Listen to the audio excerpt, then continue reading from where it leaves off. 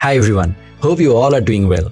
In today's video, I will share an important concept with you, cross-origin resource sharing or CORS policy. As beginners, we often see that when we make a request from the client side to the server side, even after doing everything correctly, an error appears in the browser console. A red error like CORS policy failed. We don't understand this error and sometimes we search on Stack Overflow or paste placeholder code and try to solve it. But walking around with such guesses, even if the problems get solved, we may not understand how or why it happened. Just like you usually find my videos make even the tough concepts easy to understand, I hope this one will feel the same for you too. Let's not delay and start today's video. I will begin with a simple example.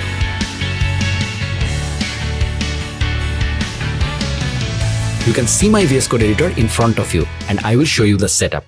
We have a simple index.html file and there's nothing else in it except a button. The button is labeled fetch data and I'm running it with the VS Code live server plugin. So it's running at 127.0.0.1 and the port number is 5500. You can see that in the browser and there is a fetch data button and I have the console open on the right. Also, since I need to send a request to a server, I have set up a minimal Express server. It's in the server folder. In the server folder, there's a file called app.js. This is the Express initial file and it contains a root, the /data root.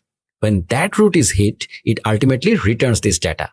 A simple setup. If you work with PHP or any other backend language, you can create an API similarly and when that data API is hit, the client will receive the data. My client's address is 127.0.0.1 and the port number is 5500. And my server is running on localhost :3000. It's set up just like a typical Node.js server. If you are interested in learning more about Node.js or related topics, you can check out my Node.js series on my Learn with Shumit Bangla YouTube channel. Very soon, you will also find an advanced Node.js series here in English on Logic-based labs. Now, if you look at the terminal, you will see the server is up and running. When I open the browser and go to localhost :3000/data, you will notice the /data root responds with a JSON object containing two properties, name and description. That's the simple setup I have built. In index.html, on the button's on click, I call a function named fetchData. The fetchData function is in a file called script.js, which is already included in this file. Inside script.js, there is a fetchData function where I use the browser's fetch API and send a GET request to localhost :3000/data. I set the method to get. Although get is the default, I kept it explicitly so I can change methods later if needed. Then I take the response from fetch, parse it as JSON and console log the actual data. So in browser, if I click the fetch data button, the data fetched from the server should appear in the console. I reload and click fetch data. Notice the console says something like access to fetch at localhost :3000 from origin is blocked by CORS policy, meaning the origin of the request is different. What is origin?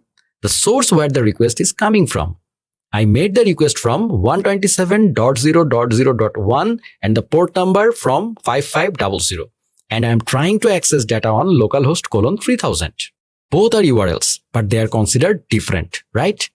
When we say URL, we mean the domain part, not the full path. That means localhost and 127.0.0.1 look the same, but they are different as far as origin is concerned. Also, the ports are different.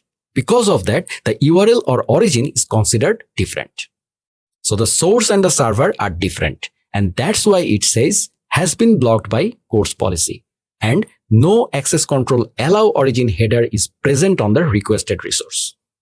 When a beginner sees this, it's confusing and we don't understand the whole process, why it happens and how it happens. We will learn that now, why it happens and how to solve it. I will show a simple presentation so we can understand what the browser means by CORS policy. The first point about CORS policy is, imagine our website is xyz.com and that's our front end. Suppose our server is www.abc.com, a different domain, and we will hit that in our scenario.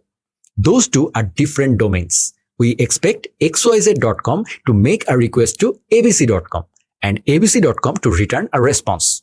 Simple. The code we wrote should work, but sometimes it doesn't, which confuses us. Why did this happen?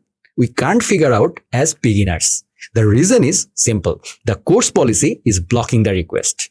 CORS policy is a browser policy. Its full form is Cross-Origin Resource Sharing, or in short, CORS.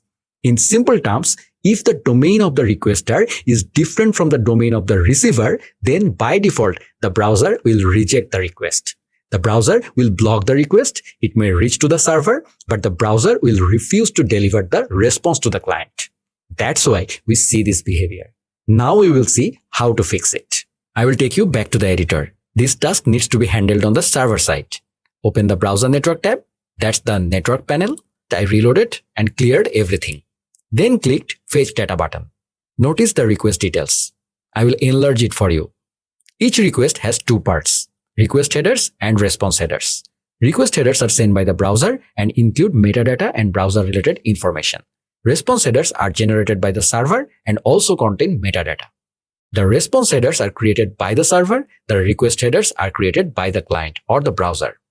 If we inspect the response side, the error said no access control allow origin header is present on the requested resource. So we need to look for this header in the response. In the network tab, if we check the response headers, we see there is no access control allow origin header. That's why the browser rejects the response. If the response had that header, the browser would allow access. That means the server must allow that origin by adding the appropriate header to the response. Since the server didn't allow it by default, the request fails. So what should we do? If we want to fix this in a Node or Express.js setup, we can go to the app.js file in the server folder. Then we can stop the server and install a new package. npm install, and the package name is CORS. In Express, this problem can be solved this way. For Python or PHP, they have their own packages or ways. I will show how it works in Node or Express, but the concept is the most important part. After installing the package, I restarted the server. Now I show you how to use the CORS package in Node.js. Using CommonJS require syntax, import the package and tell the app to use it. The CORS function can accept an origin option. If we set origin to localhost :5500, which is our client's URL, the server will allow only that origin. If you want to allow multiple origins, you can pass an array of URLs. Here I am setting a single URL because the client runs on port 5500. That means requests from other addresses won't be allowed. Only that origin will be allowed. I reload, clear the console, and click Fetch Data again. Still an issue. Why? Because the client URL was using 127.0.0.1 instead of localhost. That's a variation. The origin must match exactly. So I changed it to 127.0.0.1:5500 in the server config. Then I reload, clear, and click the Fetch Data button. Now there's no error, and in the preview, the response is visible. The data has arrived and the console printed it. Everything works. If we inspect the network response headers for the data request, we see access control allow origin and the URL 127.0.0.1 and 5500 port number. That means the server responded with the CORS header and allowed that origin. Since the origin matched, the request succeeded. The takeaway: the server must include an access control allow origin header specifying the allowed domains. If you want to allow every origin for a public API, you can use star. In Express, you can also simply call app.use function and inside the function pass the CORS function call as parameter to allow all origins. That will make the server accept requests from any origin. You understand the main idea. Now I want to show another small point. The request we were sending from the client was a GET request. For GET, POST, DELETE, the process is straightforward. But for methods like PUT, which modify data on the server, CORS behaves slightly differently. If we change the client to send a PUT request and the server defines an app.put route, you will notice two requests in the network panel. It's not actually two different requests from the app. The browser sends a preflight request first. The browser checks whether it's allowed to send the actual request. That preflight request is an options request sent automatically by the browser before the actual put request happens. When you look at the preflight or options request in the network tab, you will see response headers that include access control, allow methods, and other CORS headers. The default CORS package allows all methods like get, post, put, head, patch, etc. If you want tighter security, you can specify allowed methods in the CORS configuration as well. For example, set the methods option to get and post to allow only get and post and disallow put and delete. Even if the origin matches, if the method is not allowed, the preflight will fail and the actual request will be blocked. If you perform the same request with disallowed methods, it will fail. The console will show the exact CORS error message. As you can see, access to fetch at localhost 3000/data from origin 127.0.01550 port has been blocked by CORS policy. Method put is not allowed by access control allow methods in preflight response, which is exactly the case. So now you can easily explain to an interviewer why these errors happen. The preflight check saw access control allow methods get and post and therefore block the put request. So you control CORS behavior using two main things: access control allow origin and access control allow methods. If you understand this and configure them on the server, you can control which origins and methods are allowed. This is ultimately what the CORS policy is: a browser-enforced security measure. Browsers implement these standard patterns so that if the server does not send the proper headers, the browser will not allow the client to access the response. That's how security gets ensured. I hope you no longer copy-paste star or blindly copy code from somewhere. Now you understand the full process and now you can explain to your interviewers.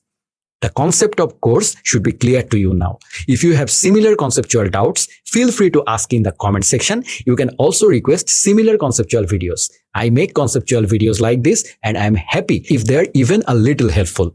I hope this video helped you. If you liked it, please give a like and comment. Also, please don't forget to subscribe to our channel. Thank you all and see you in the next video.